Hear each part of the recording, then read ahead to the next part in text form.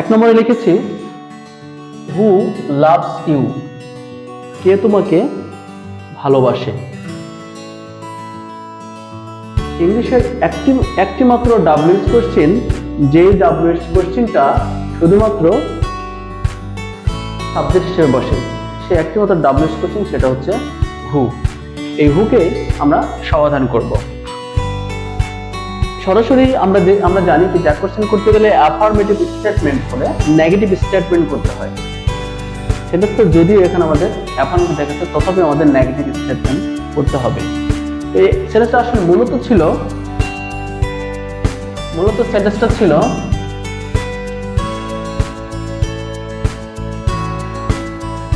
Nobody loves you.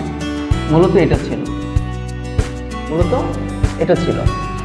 এটা থেকে সমাধান করতে হবে এটা। এখানে নোবডি থাকলে আমরা নোবডির পরিবর্তে লিখব হচ্ছে দে, আর দে এর সাথে আমাদের অক্সিলারি ভার্ব টেন্স অনুযায়ী দিব। যেহেতু এটা present indefinite tense, simple present tense, সেক্ষেত্রে অক্সিলারি ভার্ব আমাদের ডু অথবা ডাজ আসবে। এই অক্সিলারি ভার্ব বা এই অক্সিলারি ভার্বকে অপারেটর বলছি। এই অপারেটরটি এখানে কি হিসেবে বসবে? এটা হবে কি ডু হবে না ডাজ হবে? এটা আসলে ডিপেন্ড করবে এই সাবজেক্ট এর উপরে। যে প্রোনাউনটা বসেছে, এই প্রোনাউন দে সবসময় ডু গ্রহণ করে, সেক্ষেত্রে আমাদের আনসারটা হবে ডু দে। এখান থেকে আমাদের কাট করে নিয়ে এসে এখানে সঠিক উত্তর হবে ডু দে। আশা করছি তোমরা সবাই বুঝতে পেরেছো। দ্বিতীয় number, I'd write the poem.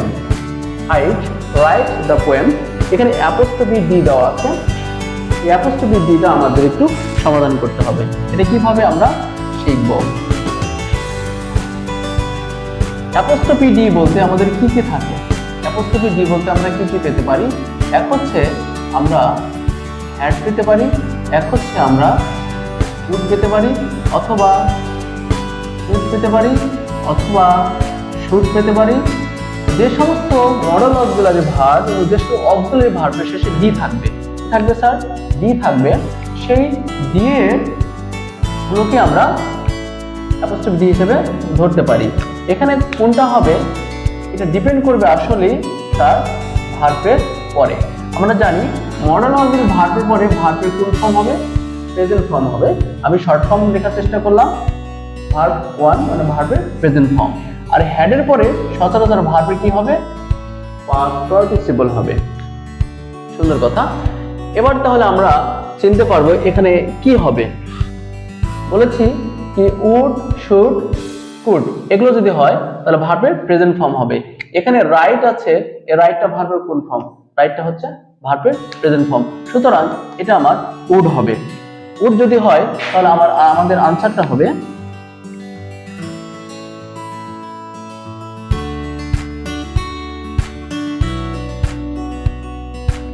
Wooden I.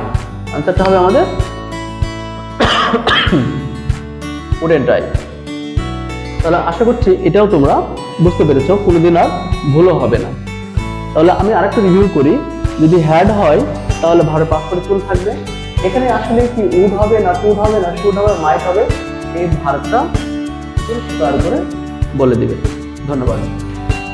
Rules number 3, he is going to university. সে বিশ্ববিদ্যালয়ে যাচ্ছে। এই সেন্টেন্সটা আমরা যখন ট্যাক্স কোশ্চেন করতে যাব তখন আমাদের লক্ষ্য করতে হবে এখানে অ্যাপোস্ট্রফি এর ব্যবহার হয়েছে। অ্যাপোস্ট্রফি এর ব্যবহার, এই অ্যাপোস্ট্রফি এস কি হতে পারে? যে সমস্ত অক্সিলারি ভার্বের শেষে ইজ থাকে, যেমন এস থাকে, ইজ, ওয়াজ, হ্যাঁ, এবং হ্যাজ, এগুলো থাকে। এগুলো থাকলে বুঝবো যে অ্যাপোস্ট্রফি এস করা হয়েছে। এটা মানে এগুলো হতে পারে। এখন বিষয় হচ্ছে কি হবে? আমরা জানি হ্যাজ এর পরে ভার্বে কি হবে? পাস্ট পার্টিসিপল হবে। ওয়াজ এর পরে কি হতে পারে? ওয়াজ এর পরে ভার্বের প্রেজেন্ট ফর্মের সাথে আইএনজি হতে পারে, অথবা ভার্বের পাস্ট পার্টিসিপল হতে পারে, যদি প্যাসিভ স্ট্রাকচারে করা হবে সেন্টেন্সটা বুঝে নিতে হবে। এরপরে ভার্বের প্রেজেন্ট ফর্মের সাথে আইএনজি হতে পারে, অথবা কি হতে পারে, আমাদের ভার্বের পাস্ট পার্টিসিপল হতে পারে। কখন হবে আমরা বুঝে নেব, যখন প্যাসিভ স্ট্রাকচার হবে তখন ইজের পরে ভার্বের পাস্ট পার্টিসিপল হবে, আর ওয়াজের পরে যখন অ্যাক্টিভ হবে তখন আইএনজি ভার্ব প্রেজেন্ট ফর্মে আইএনজি হবে, আর এরপরে ভার্ব পাস্ট পার্টিসিপল হতে পারে প্যাসিভ এর ক্ষেত্রে। আসলে আমরা এখানে সমাধান করি। তাহলে আমরা এখানে বুঝতে পারছি হি ইজ গোয়িং, যদি আইএনজি হয় তাহলে এখানে কি হবে, হয় ইজ হবে অথবা ওয়াজ হবে। হ্যাজ তো হবেই না, কারণ হ্যাজ কি আছে, ভার্ব এখানে পাস্ট পার্টিসিপল আছে। সুতরাং এটার উত্তর হচ্ছে আমাদের ইজ এন হি। কখনো কখনো এখানে ওয়াজ হবে, আপনি কি করে বুঝবেন? ওয়াজ হলে দেখবেন এখানে পাস্ট ইন্ডিকেটর থাকবে, পাস্ট কন্টিনিউয়াস টেন্সের ইন্ডিকেটর থাকবে। এটা দেখে বোঝার চেষ্টা করবেন এখানে পাস্ট কন্টিনিউয়াস টেন্স হচ্ছে। আশা করছি 3 নম্বরও তোমরা বুঝতে পেরেছো। Question number 4, Helen hardly visits our village. Helen আমাদের গ্রাম খুব অল্পই বা কদাচিৎ পরিদর্শন করেন। এখানে আমাদের সেন্টেন্সটা দেখি কি মনে হচ্ছে, এই সেন্টেন্সটা স্টেটমেন্টে কি মনে হচ্ছে আসলে অ্যাফারমেটিভ সেন্টেন্স না নেগেটিভ সেন্টেন্স? এটা আমাদের পরিষ্কার হতে হবে। আসলে এটা আমাদের একটা নেগেটিভ সেন্টেন্স এবং নেগেটিভ স্টেটমেন্ট। আমরা কি করে বুঝবো? সুন্দর কথা। তাহলে আমরা কি করে বুঝবো একটু চেষ্টা করি বোঝার। কোন সেন্টেন্সের মধ্যে যদি নো থাকে, যদি নট থাকে, যদি নেভার থাকে, যদি ফিউ থাকে, যদি লিটল থাকে, যদি নাম থাকে, যদি হার্ডলি থাকে, যদি রেয়ারলি থাকে, যদি বেয়ারলি থাকে, হ্যাঁ, যদি স্কার্সলি থাকে, এই সমস্ত অ্যাডভার্বগুলো থাকে, তাহলে সেগুলো অলওয়েজ নেগেটিভ বহন করে থাকে। তাহলে সেন্টেন্সটা আমাদের যেহেতু নেগেটিভ, সেহেতু আমাদের সেন্টেন্সটা করতে হবে ট্যাগ কোশ্চেন অ্যাফার্মেটিভ করতে হবে। তাহলে ভিজিটস আছে আর এখানে হেলেন আছে। হেলেন যেহেতু একটা মেয়ের কথা বলা হচ্ছে, সেহেতু এখানে হবে শি, আর প্রেজেন্ট ইনডিফিনিট টেন্সের জন্য এখানে হবে ডাজ। আশা করছি 4 নম্বরও তোমরা বুঝতে পেরেছ। Sorry. 5 number sentence, let's play football. চলো ফুটবল খেলি।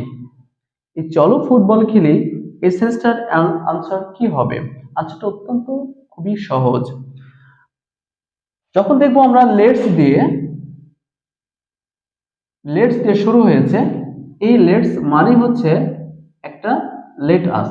লেটস মানে হচ্ছে লেট আস। আর লেট আস থাকলে আমাদের ট্যাগ কোশ্চেনটা করতে হবে শ্যাল উই।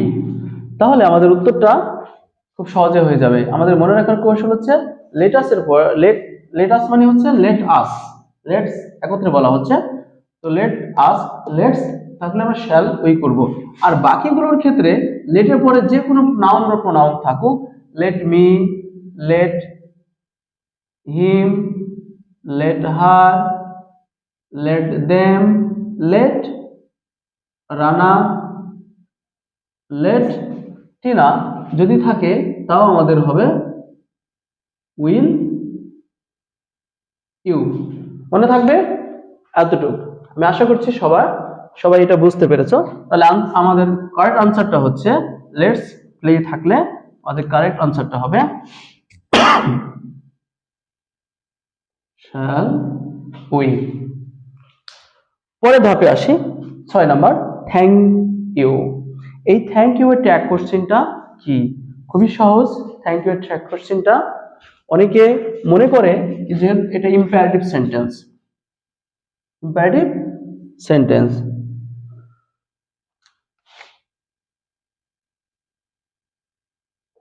এটা ইম্পারেটিভ সেন্টেন্স, তো থ্যাংক ইউ যখন আমরা বলছি তখন তখন বিষয়টা আমাদের দাঁড়াচ্ছে তোমাকে ধন্যবাদ। থ্যাংক মানে ধন্যবাদ, ইউ মানে তোমাকে, তোমাকে ধন্যবাদ। অনেকে মনে করবে এটা একটা ইম্পারেটিভ সেন্টেন্স, মনে করবে সত্য এটা ইম্পারেটিভ সেন্টেন্স। তো সবাই এটা ধরবে কি, এখানে আই ধরবে। যদি আই ধরে তাহলে আই থ্যাংক ইউ। আর যদি এখানে অনেকে ধরবে কি, ইউ ধরবে, তাহলে ইউ থ্যাংক ইউ। এখন ইউ যদি আমি ধরি তাহলে তুমি তোমাকে ধন্যবাদ, তুমি তোমাকে ধন্যবাদ। সেন্টেন্সটা আসলে ভুল হয়ে যাচ্ছে, বাংলা মিনিং আসছে না, যেহেতু এটা ল্যাঙ্গুয়েজ, ইংলিশটা ল্যাঙ্গুয়েজ, সেক্ষেত্রে ইউ হবে না। এটাতে ইউ বাদ দিয়ে অন্য যে কয়টা দিয়ে সঠিক হবে সেটা হতে পারে আই, হতে পারে দে, হতে পারে উই, যে কোনো একটা। আই দিলে হচ্ছে আই থ্যাংক ইউ, আমি তোমাকে ধন্যবাদ দিই। দে থ্যাংক ইউ, তারা তোমাকে ধন্যবাদ দেয়। উই থ্যাংক ইউ, আমরা তোমাকে ধন্যবাদ দিই। তখন এটা সঠিক উত্তর পাচ্ছে। আপনি যেটা সাবজেক্ট ধরবেন সেই সাবজেক্ট অনুসারে এটার আনসার করবেন। সুতরাং এটার উত্তর আমাদের হচ্ছে থ্যাংক ইউ। এর সঠিক উত্তরটা হচ্ছে আমাদের থ্যাংক ইউ এর সঠিক উত্তরটা হচ্ছে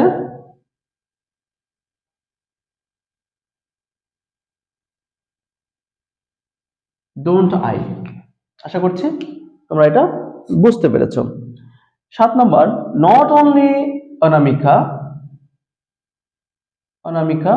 but also her friends broke my heart.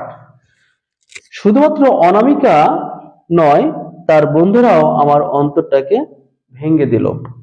তো চমৎকার একটা সেন্টেন্স। এখানে আমাদের সাবজেক্ট হচ্ছে এখন দুইটা, ভার্ব হচ্ছে একটা। এটা হচ্ছে আমার ভার্ব, এটা আমার ভার্ব। সাবজেক্ট এটা একটা, সাবজেক্ট এটা একটা। এই দুটো সাবজেক্ট, এই দুটো সাবজেক্ট, এই দুটো সাবজেক্ট। এখন আমাদের প্রোনাউন বসাতে হবে। এখন আমাদের চিন্তা করতে হবে কোনটা সঠিক হিসাবে নিব। খুবই সহজ, এই ভার্বের কাছে যে সাবজেক্ট আছে সেই সাবজেক্ট অনুসারে এই ভার্ব বসবে, আর ওই সাবজেক্ট অনুসারে ট্যাগ কোশ্চেন হবে। তার মানে এই সাবজেক্ট আমাদের দরকার নেই, এই সাবজেক্ট আমাদের এখন দরকার। তাহলে হার ফ্রেন্ডস যখন বলছে তখন আমাদের ট্যাগ কোশ্চেনটা হবে আর ফ্রেন্ডস মানে তার বন্ধুরা, তাহলে অনেক, তাহলে প্রোনাউন হবে দে। আর যেহেতু এটা পাস্ট ইনডিফিনিট টেন্স, সেই ক্ষেত্রে আমাদের এখানে সেন্টেন্সটা ডিডেন্ট হবে, তাহলে ডিডেন্ট দে হবে। কামাল, হ্যাঁ আশা করছি 7 নম্বর তোমরা বুঝতে পেরেছো। এবার আসি, Kamal and not his brothers went to school. Kamal এবং তার ভাইয়েরা স্কুলে গেল। কামাল এবং তার ভাইয়েরা নয়, কামাল স্কুলে গেল, তার ভাইয়েরা নয়, কামাল স্কুলে গেল। এই সেন্টেন্সে এখানে নট আছে, হ্যাঁ, আর এখানে দুটো আমাদের কি হয়েছে, সাবজেক্ট চলে এসেছে। মনে করছে এটা একটা সাবজেক্ট, এটা আরেকটা সাবজেক্ট। এখন বিষয় হচ্ছে এই ধরনের জিনিসগুলো থাকলে আমরা এটাতে একরকম, এটাতে আর এক রকম, এই ধরনের সেন্টেন্সগুলো থাকলে কেমন, and not, as well as, along with, accompanied by, excluding, এগুলো থাকলে এখানে যেই সাবজেক্টই থাকুক না কেন সেই সাবজেক্ট অনুসারে এই ভার্ব বসে না, ট্যাগ কোশ্চেনও হয় না। তাহলে আমাদের গ্রহণযোগ্য হচ্ছে এই সাবজেক্টটা, এই সাবজেক্ট অনুসারে আমরা ট্যাগ কোশ্চেন করব। আশা করি কথাটা বুঝতে পেরেছো কি, অ্যান্ডের পরে নট থাকলে এটা অনুসারে আমাদের ট্যাগ কোশ্চেন হবে না, হবে হচ্ছে আগের সাবজেক্ট অনুসারে। এবং সেন্টেন্সটা দেখে মনে হচ্ছে নেগেটিভ, কিন্তু এটা নেগেটিভও না, এটা একটা affirmative sentence. Kamal and not his brothers went to school, pronoun হবে কামালের পরিবর্তে হবে হচ্ছে হি। আর যেহেতু ওয়েন্ট ভার্বের পাস্ট ফর্ম আছে, পাস্ট ইনডিফিনিট টেন্স, ওই জন্য হবে ডিডেন্ট হি। এবার আসি আমরা 9 নম্বরে। I is a pronoun. I হচ্ছে একটা প্রোনাউন। এই জায়গায় একটা সেন্টেন্সের আমাদের চমৎকার জিনিস আছে। সবাই মনে করবে আয়ের সাথে ইজ, এটা মনে হয় ভুল। না, এটা সঠিক। এখানে যে কোনো আমরা সাবজেক্টিভ প্রোনাউনটা বসাতে পারি, সেটা আই বসাতে পারি, সেটা ইউ বসাতে পারি, সেটা দে বসাতে পারি, সেটা হি বসাতে পারি, সেটা সি বসাতে পারি, সেটা উই বসাতে পারি, যে কোনো একটা বসালেই হলো। কিন্তু বিষয় হচ্ছে এই যে ইনভার্টেড কমাটা যে দেওয়া আছে, ইনভার্টেড কমাটা তার উপরে থাকবে।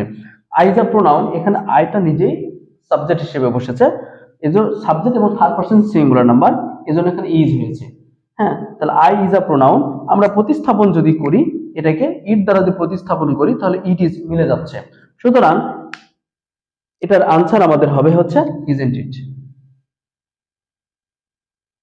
Isn't it. অনেকে হয়তো ভুল করবে। লাস্ট নাম্বার হচ্ছে 10, এটা খুবই গুরুত্বপূর্ণ। টু লেট অনেক জায়গায় হ্যাঙ্গিং করা থাকে। এই সমস্ত ট্যাগ কোশ্চেন গুলো, ওয়ার্ড গুলো ট্যাগ কোশ্চেন করতে গেলে বা সেন্টেন্সের ট্যাগ কোশ্চেন করতে গেলে আমাদের একটু বিভ্রান্তের মধ্যে পড়তে হয়। এসএসটা আসলে মূলত ছিল the house is to let. এসএসটা আসলে মূলত এরকম ছিল, হ্যাঁ, কি এই বাড়িটি ভাড়া দেওয়া হবে, এই বাড়িটি ভাড়া দেওয়া হবে। তাহলে এখানে ধরবো আমরা ইজ ধরবো, আর হাউসের পরিবর্তে ইট ধরবো। তো অ্যান্সারটা হবে আমাদের সঠিক উত্তর ইজেন্ট ইট। আশা করি এই 10টি ট্যাগ কোশ্চেন বুঝতে পেরেছো। আর অনেক তথ্য দিয়েছি এর মধ্যে, খুবই গুরুত্বপূর্ণ তথ্য। এই তথ্যগুলো জেনে এসএসসি পরীক্ষায় সুন্দর একটা রেজাল্ট করবে এর আশা রাখছি। ধন্যবাদ সবাইকে। That's all about it for the time being.